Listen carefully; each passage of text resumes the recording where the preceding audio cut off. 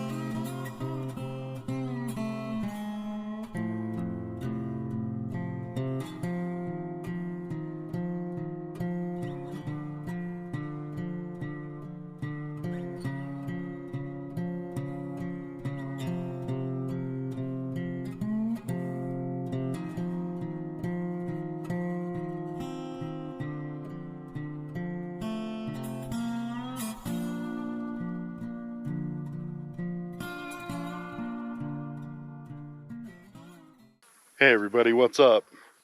Well, we're back in Idaho today, just west of Arco. Not very far, I think like 10 or 15 miles.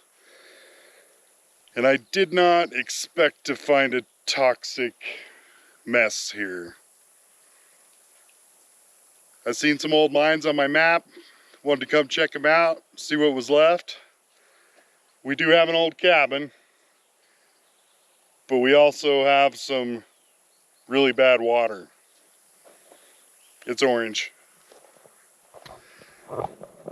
We even got a warning, or a caution sign. The water in this area is acidic and contains elevated levels of heavy metals. Use caution when around these waters. Do not drink or wade. And you probably don't want to wash your face or brush your teeth. This is the Moran Tunnel. It is a horizontal adit driven as a crosscut to reach the Last Chance mine. The tunnel continuously drains groundwater from the old mine workings, creating acidic mine drainage that contains dissolved metals. And clearly, it's not safe for animals or plants. This area was first developed in the 1880s. Rich silver deposits were discovered at the nearby Horn Silver Mine and the Last Chance Mine. This is what they call a passive bioreactor treatment system. It's filled with wood chips, compost, and limestone. Naturally occurring bacteria eat the acidic water, raising the pH levels in the water. Then the water flows into a settling pond where heavy metals sink to the bottom. Then into this constructed wetland for natural treatment before entering the Champagne Creek.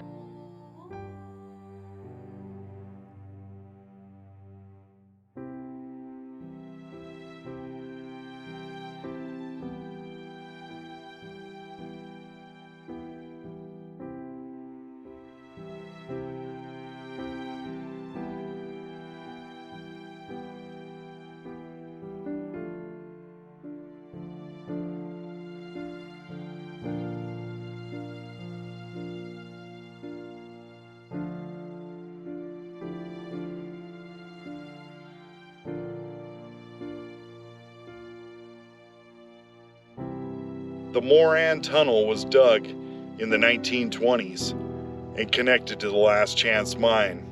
The tunnel was in use until about 1946. Silver prices had dropped, and the richest bodies of ore were mostly gone. Decades later, in the late 1980s, mining returned to this area. The Idaho Gold Corporation began open-pit mining for gold and silver. They were here to find what the Horn Silver and the Last Chance mine had missed. For now, the mining is done, but the scars remain.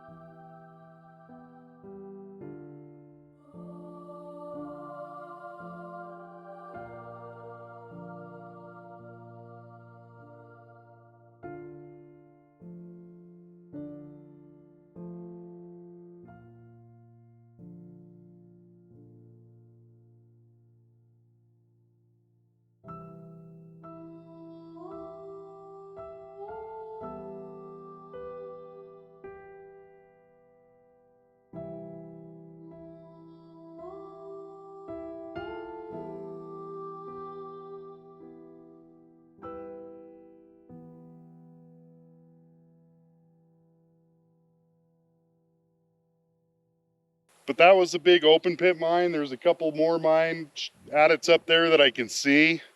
We'll go see if we can find any relics and have some fun today. It's a nice day. It's getting a little bit hot. I think it was 77 already the last time I looked. So it's getting warm. So we'll try to stay cool without getting in the toxic water.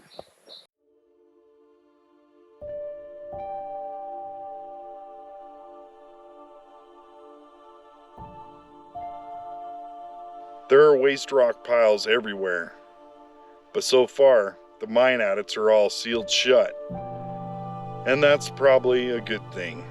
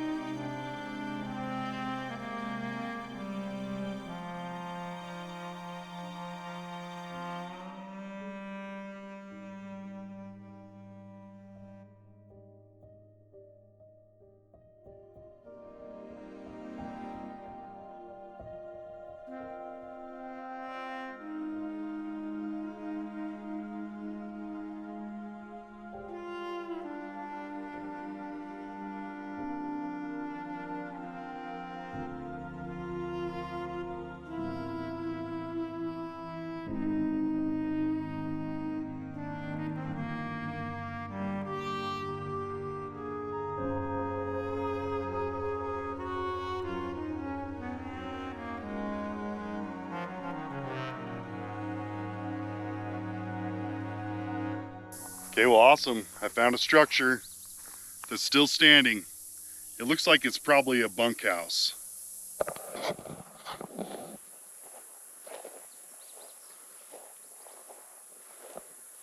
Watch out for the danger noodles.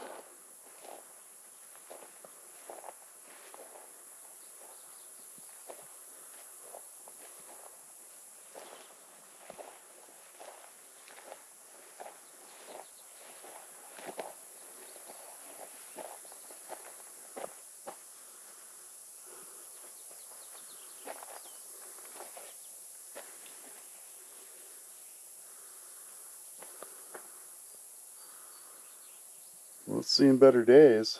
There's an old artifact. Some purple glass.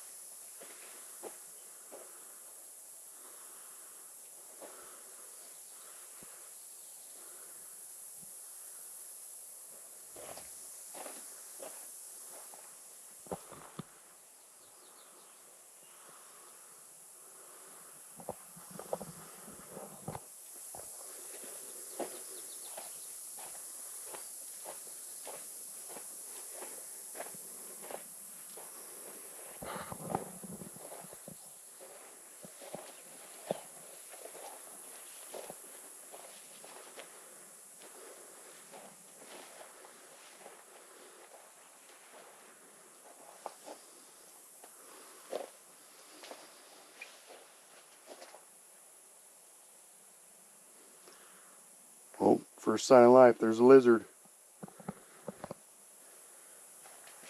He's the resident of the house now.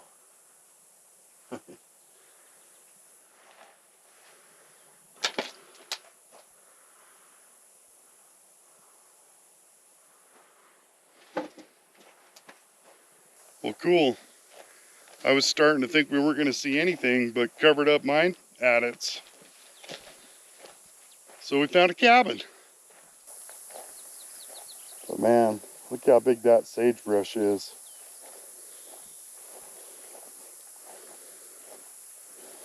It's a biggie. That's your classic 8-foot sagebrush.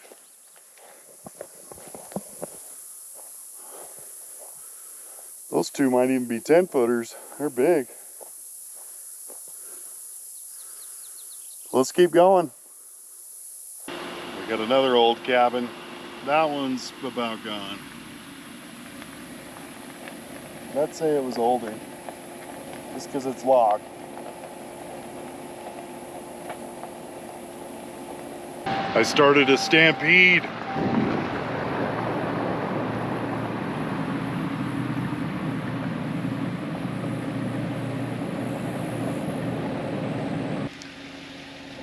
Well, that looks like an ore bin. And right there is a buried in mine adit. But yeah, this was definitely an ore bin.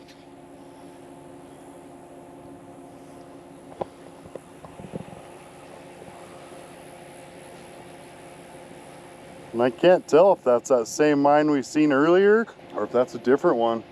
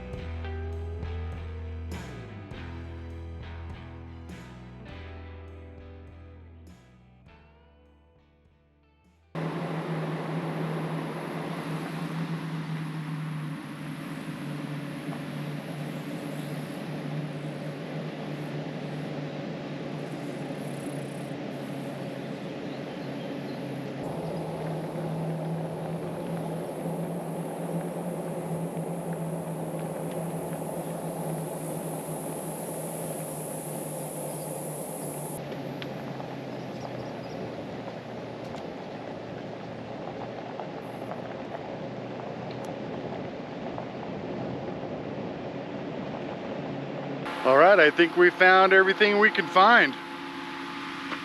I've got another canyon just a little bit further to the west.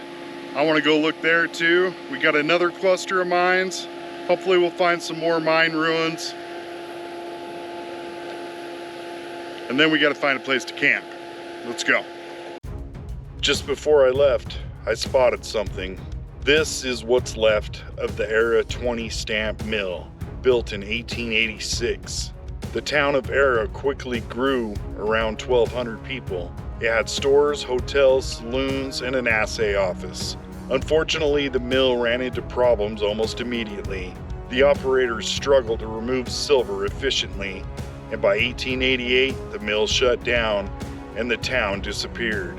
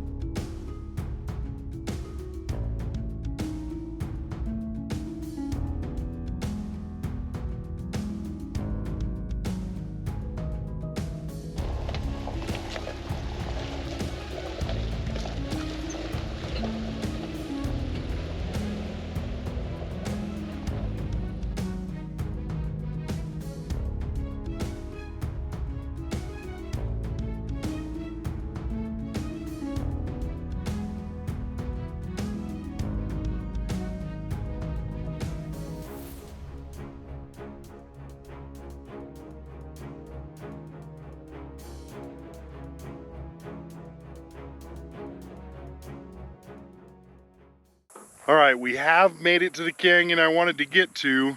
We're basically on the other side of the mountain from where we were this morning, but it took me a lot longer to get here than I thought it would. And I haven't really seen any mine activity other than there's some mining roads right about there. And that's really high on the mountain. I know I'm not gonna hike up to that. So there's another canyon just below this area. We'll go check it out. Hopefully there's something there. I think I'm almost to Mormon Peak Trailhead. I believe that's what it was called. So I think I'm gonna go up there just so I can see it. I don't know how much further we gotta go, but I doubt it's as far as I've driven today, so we'll go look.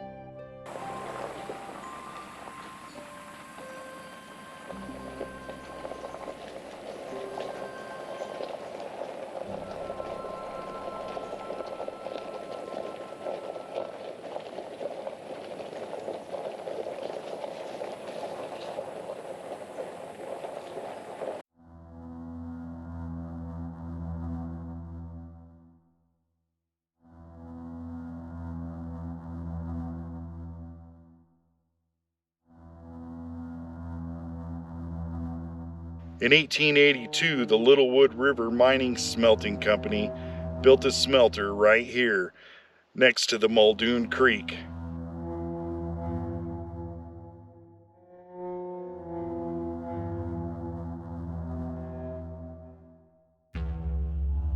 And to run the smelter, they needed charcoal. There was at least 20 charcoal kilns right here. They also had a sawmill and an electric plant, making this area one of the earliest mining camps in Idaho to have power. They processed lead silver bullion. The operation was ambitious but short-lived. By the mid-1880s, the mines closed along with the smelter.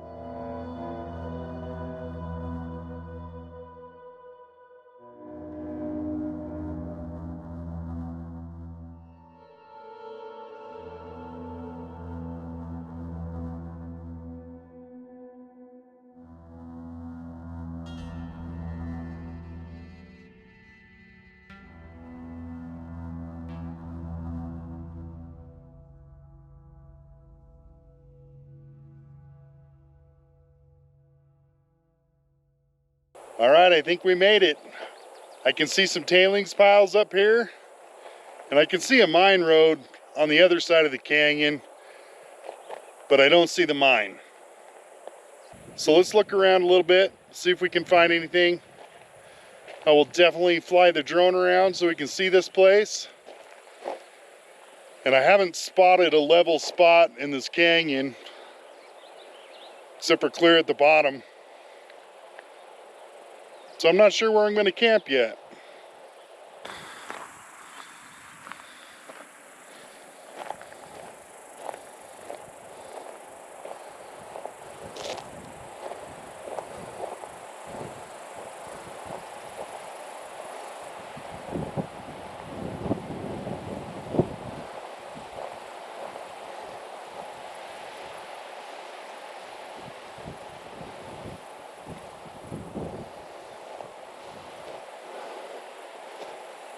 There's a pretty good sized boiler. And it looks like they had a mill right here too.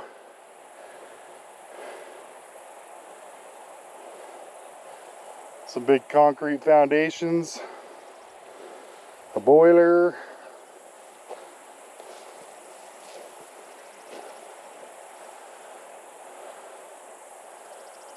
Bunch of pieces of brick.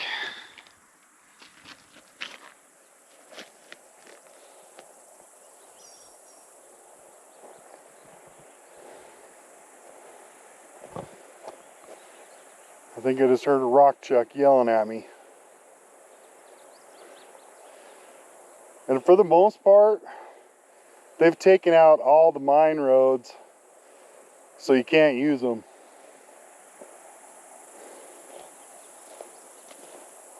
There's those pieces of concrete.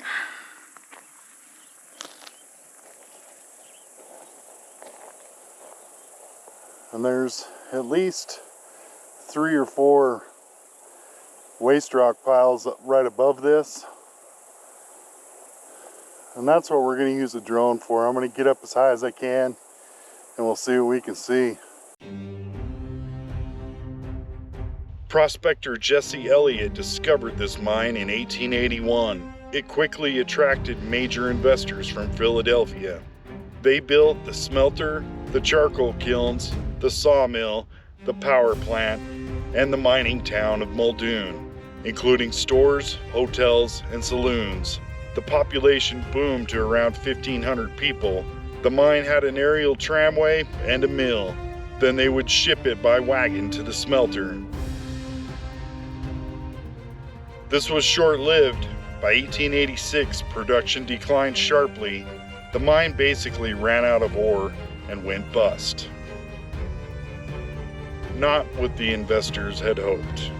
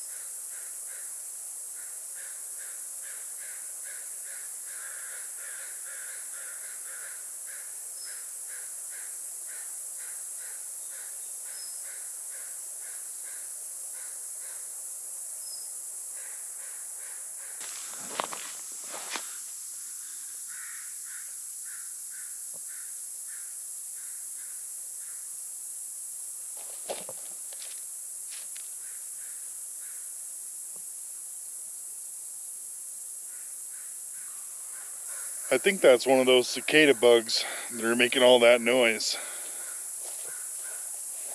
He might be dead though. Here's camp. Got some noisy ravens yelling at me.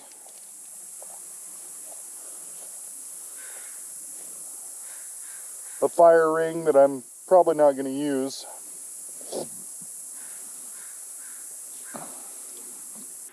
Alright, dinner is all done. Hot dogs, cheese, mustard, and mayo. And some rye bread. Now I gotta eat them before the mosquitoes do. So who has 2 thumbs and is going to bed? Me. I hope you guys had fun. I know I did. Thanks for watching, and we'll see you next time. Don't leave yet. Give this video a thumbs up, hit that subscribe button, and leave a comment. Or take it a step further and push the join button and become a member and get your name on this list. But regardless, thank you for taking the time to watch this video. And don't forget, if you can, take the long way home.